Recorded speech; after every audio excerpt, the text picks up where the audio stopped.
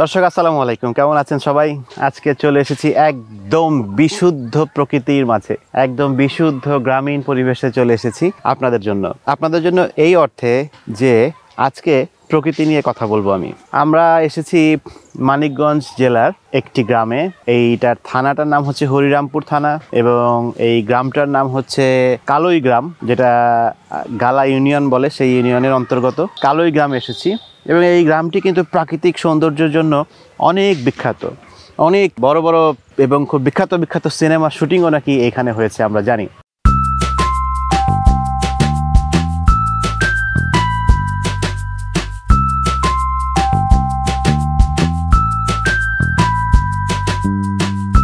একটি সরিষা খেতে এসেছি আমি। শীতকাল হলে সরিষার জন্য, প্রকৃতির জন্য সবসময় ব্যাকুল থাকি, বিশেষ করে শীতকাল হলে আমি মিস করি না কখনো। সরিষা খেতে এসেছি এবং চারিদিকে সরিষার ফুলের যে মৌ মৌ গন্ধ, সেই গন্ধে কিন্তু পাগল পাড়া অবস্থা। সরিষার ফুলে মৌমাছি বসছে, প্রজাপতি বসছে, মধু আহরণ করছে।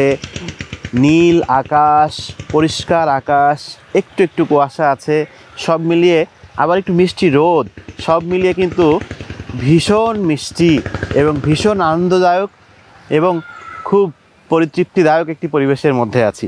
আজকে কথা বলবো প্রকৃতির সাথে মানসিক স্বাস্থ্যের কী সম্পর্ক। আমরা শহুরে জীবনে অভ্যস্ত হয়ে গেছি, আমরা গ্রাম থেকে বিচ্ছিন্ন হয়ে যাচ্ছি। যদিও বাংলাদেশের বেশিরভাগ মানুষই কিন্তু আমরা জানি যে গ্রামে বসবাস করে। তো শহরের মানসিক স্বাস্থ্য কেমন, গ্রামের মানসিক স্বাস্থ্য কেমন, সেই বিষয়গুলো আমি ভিডিওতে আজকে উঠিয়ে আনার চেষ্টা করব। পরবর্তী ভিডিওগুলোতে অপেক্ষা করবেন। তবে আজকে কথা বলবো যে নেচার বা প্রকৃতির সাথে আমাদের মানসিক স্বাস্থ্যের কী সম্পর্ক।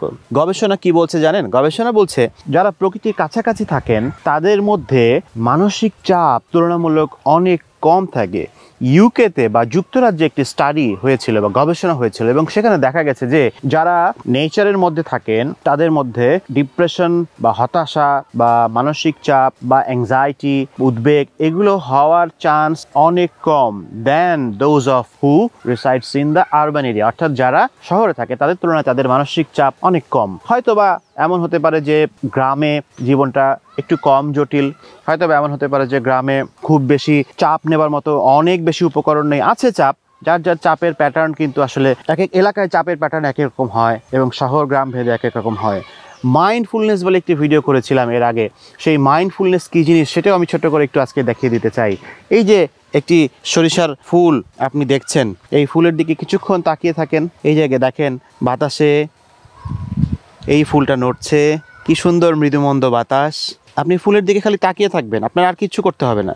আপনি একটু দেখেন না এখানে কয়টি ফুল আছে, প্রতিটি ফুলে আবার 4টি করে পাপড়ি আছে, কি সুন্দর।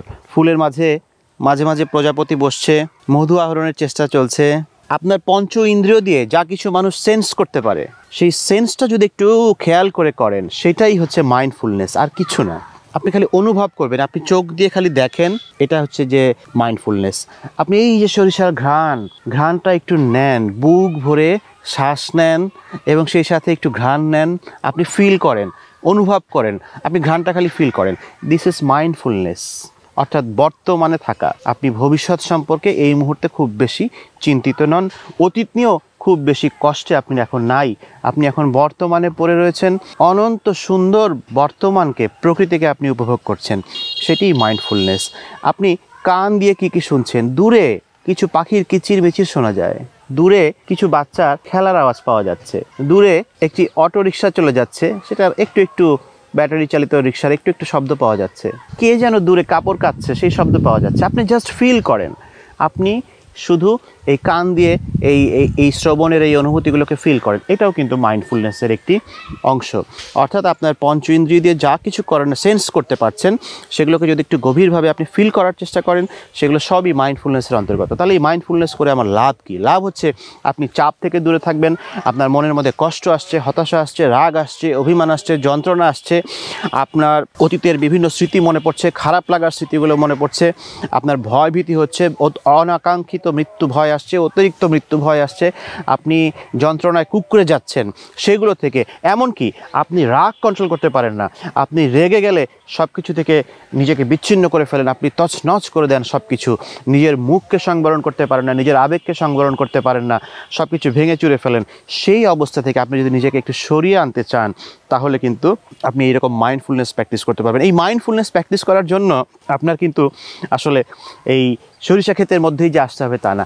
আপনি বাড়ির পাশে একটু জানালা খুলে বসেন, একটু বারান্দায় গিয়ে দাঁড়ান, একটু ছাদে গিয়ে দাঁড়ান, আপনার যেখানে হোক প্রকৃতি কিছু না কিছু আছেই, সেই প্রকৃতির দিকে তাকাতে পারেন। শুধু প্রকৃতি না, আপনি যে কোনো কিছুর দিকে খুব গভীরভাবে পর্যবেক্ষণ করলেই আসলে সেটি মাইন্ডফুলনেস হয়।